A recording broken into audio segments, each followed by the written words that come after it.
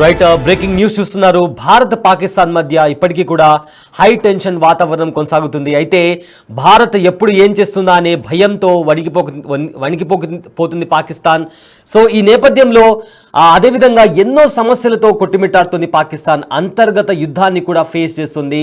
Balochistan liberation army కూడా పాకిస్తాన్ని target చేస్తూ పాకిస్తాన్ సైన్యానికి సంబంధించిన స్థావరాలపైన కూడా అటాక్ చేస్తూ వస్తుంది. అయితే ఈ నేపథ్యంలో పాకిస్తాన్ నేషనల్ అసెంబ్లీ అత్యంత అవసరమైన సమావేశాన్ని రేపు జరపాలని కూడా ప్లాన్ చేస్తుంది. అయితే భారత్ ఒకవేళ యుద్ధానికి దిగితే ఏం చేయాలి అనే దానిపై కూడా ఆలోచిస్తోంది పాకిస్తాన్. అయితే ఈ సమావేశంలో కొన్ని కీలకమైన అంశాలపైన కూడా నిర్ణయం తీసుకునేలాగా ఈ సమావేశం జరగబోతుంది. సింధు జలాల నిలిపివేతతో ఆ దేశంలో తీవ్రమైన నీటి సమస్య నెలకొంది. చీనాబ్ నది కూడా గత వారం రోజుల కిందట మనం చూసుకుంటే బిగ్ టీవీ స్క్రీన్ పైన కూడా మనము చీనాబ్ నది ఏ విధంగా ఎండిపోయింది దానికి సంబంధించిన శాటిలైట్ విజువల్స్ కూడా చూపించాము. అయితే నేపథ్యంలో పాకిస్తాన్లో వచ్చిన అకాల వర్షం కూడా ఇప్పుడు పాకిస్తాన్లో పలు చోట్ల కూడా ఫ్లడ్స్ అంటే వరద ఉధృతి కూడా పెరిగిన పరిస్థితి కనిపిస్తుంది. అయితే చీనాబ్ నది ఎండిపోయిన నేపథ్యంలో నీళ్ల కోసం ఎవరైతే రైతులు ఉన్నారో పాకిస్తాన్లోని చాలా మంది అక్కడి సిటిజన్స్ కూడా రోడ్ ఎక్కి ప్రొటెస్ట్ కూడా చేస్తున్నారు.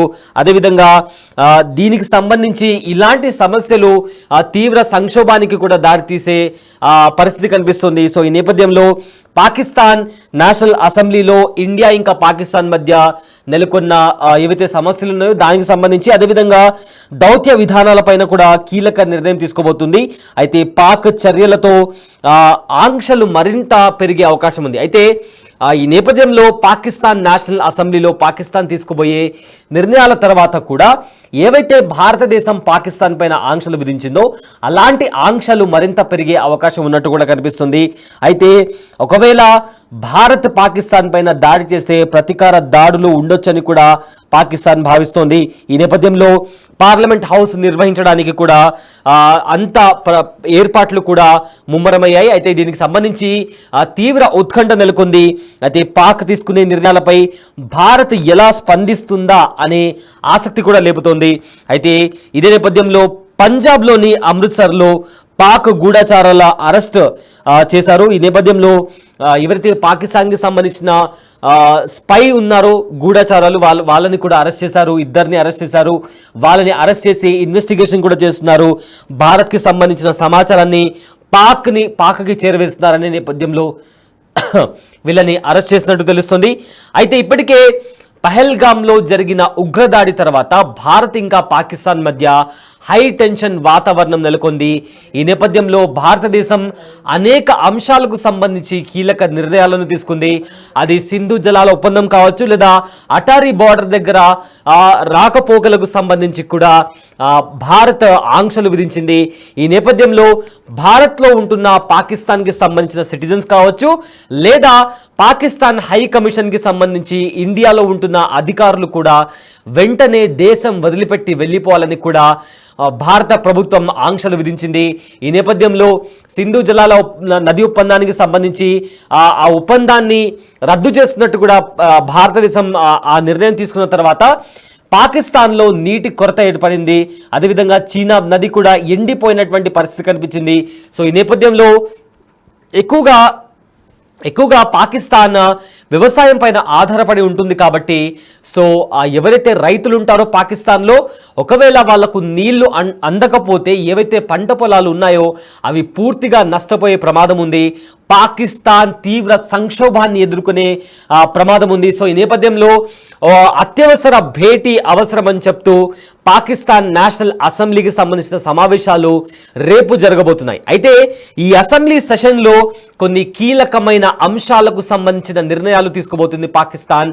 అయితే ఆ నిర్ణయాల తర్వాత ఏవైతే పాకిస్తాన్ పైన ఆల్రెడీ ఆంక్షలు ఉన్నాయో ఆ ఆంక్షలు మరింత పెరిగే అవకాశం కూడా కనిపిస్తుంది. అయితే ఇప్పటికే పాకిస్తాన్లో అంతర్గత యుద్ధం కూడా మొదలైంది. ఒకవైపేమో ఆల్రెడీ భారత్ తరపు నుంచి ఎన్నో సమస్యలను ఫేస్ చేస్తుంది. అంటే ఉగ్రవాద కార్యకలాపాలకు ఏవైతే పాకిస్తాన్ సపోర్ట్ చేస్తూ వస్తుందో దాన్ని అంతమొందించడానికి ఇప్పటికే భారతదేశం కొన్ని ఆంక్షలను విధించింది. సో దాని కారణంగా పాకిస్తాన్ ఎన్నో సమస్యలను ఎదుర్కొంటుంది. సో మరోవైపు ఏమో ఇంట్లోనే అంటే అంతర్గతంగా కూడా పాకిస్తాన్ అటు ప్రతిపక్షం నుంచి కావచ్చు, లేదా ప్రజల తరపు నుంచి కావచ్చు, లేదా బలోచిస్తాన్ లిబరేషన్ ఆర్మీ చేసే అటాక్స్ కి సంబంధించి కూడా ఇరువైపుల నుంచి ప్రతి కోణం నుంచి కూడా పాకిస్తాన్కి ఎన్నో సమస్యలు పాకిస్తాన్ ఎదుర్కొంటుంది. అయితే వీటన్నిటికీ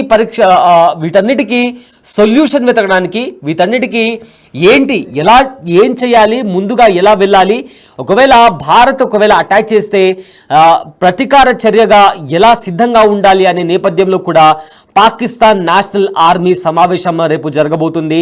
అండ్ ఆల్సో ఆర్మీకి సంబంధించి కూడా ఇప్పటికే చాలా మంది ఆర్మీ మేజర్స్ కూడా రిజైన్ చేసి వాళ్ళ ఫ్యామిలీస్తో సహా వాళ్ళు వేరే దేశాలకు వెళ్ళిపోయినటువంటి పరిస్థితి కనిపిస్తుంది.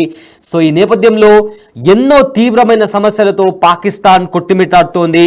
అయితే ఇప్పటికే భారత ఎల్ఓసి దగ్గర కావచ్చు, లేదా అరేబియన్ సముద్రంలో కావచ్చు, నేవీ కావచ్చు, ప్రతి దళానికి సంబంధించి కూడా ఆర్మీ తమ దళాలను బార్డర్ దగ్గర మోహరించింది. ఇదే నేపథ్యంలో పాకిస్తాన్ కొన్ని మిసైల్స్ని కూడా పరీక్షించింది. అంటే మా దగ్గర అణుబాంబు ఉంది, మా దగ్గర మిసైల్స్ ఉన్నాయి, మమ్మల్ని టచ్ చేస్తే మేము ప్రతీకార దాడి ఖచ్చితంగా చేస్తాము అని కూడా చెప్పినటువంటికి పాకిస్తాన్లో ఒక భయం అనేది ఏర్పడింది. ఎందుకంటే ఇప్పటికే ఇండియాకి సంబంధించి ఎప్పుడైతే కొన్ని ఆంక్షలు విధించిందో అప్పటి నుంచి పాకిస్తాన్ ఎలా తిప్పికొట్టాలి అనే దాంట్లో ఇప్పటి వరకు కూడా ఎలాంటి ముందస్తు చర్య కూడా తీసుకోలేకపోయింది.